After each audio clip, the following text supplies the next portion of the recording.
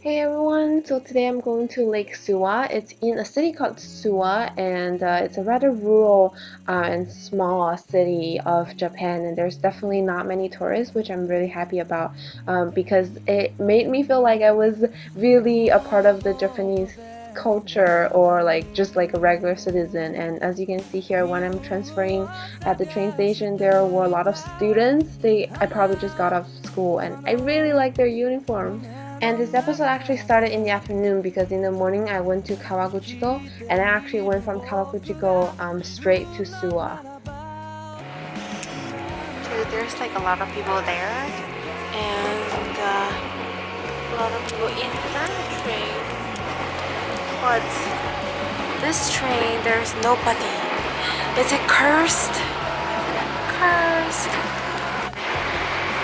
So I guess we're back in the snow. So from the map, you can see that Suwa is literally in the middle of Japan. It's like near none of the very famous tourist spots. So why do I have to come here? The reason is that you know the Japanese anime a movie called Your Name. In the movie, there is this lake called Shishouhu, which is based on Suwa Lake. And I think the city might have also appeared in the anime as well. So yeah, I really want to check that out. So from the train, I came to Shangqufang Suwa. That's the station's name. And what caught my eye was the fact that there was this foot onsen at the station, and you know it's a small station. So Suwa is actually a way bigger city than I expected. Lots of shops, residents, students I saw. So not a small city at all, not as I expected. So I was told that this hostel is gonna be 155 steps above ground. So let's get climbing. It should be behind me. So since my main attraction was the lake, I just figured I should get a hostel near the lake. And it was really nice because the hostel turned out to be on a hill where you can actually overlook the whole lake. And this is the shrine. Already seeing the lake, guys. It's exciting. As I was walking, I realized how this was a really simple and common Japanese town. It has nothing fancy, no touristy stuff. I really appreciated that because it helped me see the real Japan, and I felt like I got to know Japan that was portrayed in anime. So I found it. So since my main attraction was the lake, I figured I would just get a hostel near the lake, and it was surprising because the hostel was actually uphill, and it's basically on the way to this park called Lizu Gongyuan, where it is the spot to take the pictures of Lake Suwa.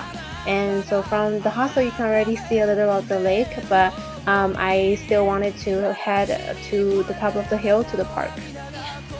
I found the place. But the host was she said she was like 66 years old, was a very enthusiastic obajiang.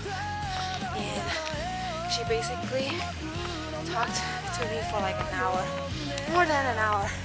So it's like 6:30, I'm barely getting out.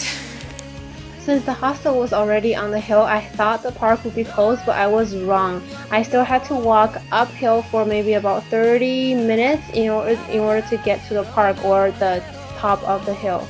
But it's basically a neighborhood, so it's not that dangerous.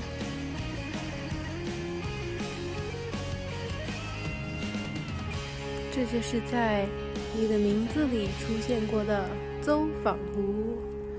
I came in a little bit late. You can see the moon. To be honest, when I was searching for comparison photos on Google, I was shocked by how identical they looked. I couldn't tell whether this picture was reality or this picture was actually in anime. It was just amazing to see it with your own eyes. So this was at the top of the mountain or at the park. At the top there wasn't much. There was an amphitheater. It was interesting, and there was no tickets needed or anything. There was not even a lot of those people, and I felt like I was alone. And I spent maybe like half an hour there and just taking in the scene. And I basically just walked downhill to my hostel. So I'm back. Let me show you my little. You see? Let me show you later. This is the dorm. It seems like it's only me. And there's another guy next door in the male dorm. So if you come out here, we have a little balcony, and we sort of overlook the Suwa lake, but not too high though. Everything is really neat. I definitely really enjoyed this hostel. I mean, the fact that it was just me and this other guy here, it was amazing. And yeah. In the end, I had to walk uphill for like 30 minutes to get to the park. And I actually still can't believe that I'm here, because this is like the lake that I see in pictures. It was first when I saw it was in an anime, and it's pretty amazing. And yeah, so I really liked it. It's just that I got held back by too long by this lady. If I had left earlier, I could have stayed longer, maybe had some other shots of the lake. I'm debating whether I should go again tomorrow morning. I think that's gonna depend on the weather, because it seems like it's gonna rain or snow. Yeah, that's it. See you tomorrow. This is what bought for me. It's bread, a toast, and there's sister jam, which is really nice. And we had a miso soup. So yeah, I feel like the way that Japanese people eat is pretty westernized. That they do a lot of American dishes, but in their own Japanese way. But anyway, today we're going to the shrine that I saw yesterday because it was a Friday, and the host actually asked me to come with them. We're going to a shrine.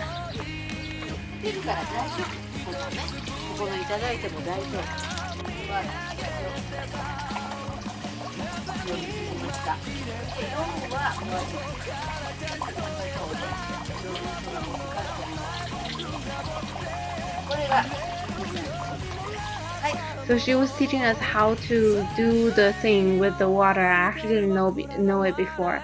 And here, so this jinja is known for this paper person, and you are supposed to write wherever you have pain on the little person, and then you blow to that paper, and then you put it in the box, and then later on they will just burn it. And so apparently the 住持 of the shrine was actually a friend of the Obajang. And then he came out with this rice, sake, and salt, and he said that these were the gift from the god, and then he wanted us to taste them, and it was pretty funny. Yep, it was at that jinja, and then they were trying to, I tasted some salt from like their god, and then they had like suju. Yeah, from one of the hosts at the Shinja. It was only us three, and then we said goodbye. We even exchanged like contact information, and then like they were waving goodbye. But they make it so emotional. Oh my gosh. Yeah, like so they were like bowing and then just looking at me going away, like they just wouldn't leave first, you know. But anyway, thanks to them I had a great time. I really got to know the Japanese culture, and I felt like I was in a different world, you know what I'm saying? Like I didn't feel like I was a tourist at all, and then that was what I love about traveling, and especially traveling to these non-touristy places. So that was it. Probably maybe half day at Suwa, and now I'm heading to Nagoya. I am now sitting on the train to go to Nagoya. So I spent like maybe an hour here. If you wonder what I was doing, I bought some food. You know, that's the number one thing I like. And then it takes me like 15 minutes to actually find the food that I wanted, because this is just so big. And this is so you have JR line, you have Shinkansen, you have railroads, everything, and you have like shopping centers integrated into the railway station, so very, very crowded.